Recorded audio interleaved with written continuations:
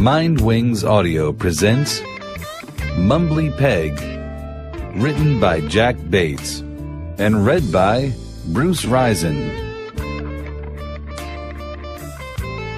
Remember that game kids used to play when it was okay for kids to carry penknives in their pockets?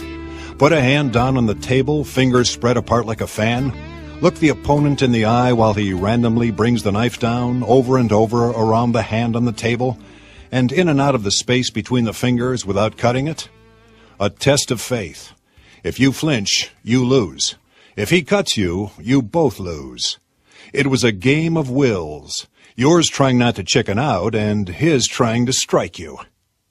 I play this game of wills every day. Every day some poor loser comes into my office looking for help in finding the person or persons who cut him or her. When I got into this line of work, I did it because I thought it would be exciting. 10 years later, all I know is that it shows me the underbelly of humanity. I hope every time my door opens, the story will be different. But it never is. By the time the case gets closed, I realize I've seen or heard it all so many times over. I was sitting behind my desk, alternating my attention between the cars stopped at the intersection and the Sudoku puzzle in the folded daily resting on my leg. The puzzle is supposed to keep my mind sharp, the gazing out my window to remind me where I am. The thing about the puzzle is, no matter how the clues are laid out, there's going to be only one solution for that particular puzzle. It's a lot like my line of work. I just wait for the clues to line up in the right order to solve the case. So, when I looked up from the puzzle to see the cab stopped at the light and saw her get out at the red, I should have realized there were only so many ways I could fill the boxes she was about to toss in front of me. Her name was Leslie Vorich, a petite blonde in a pair of tight jeans and a red and white striped T-shirt with a plunging V-neck.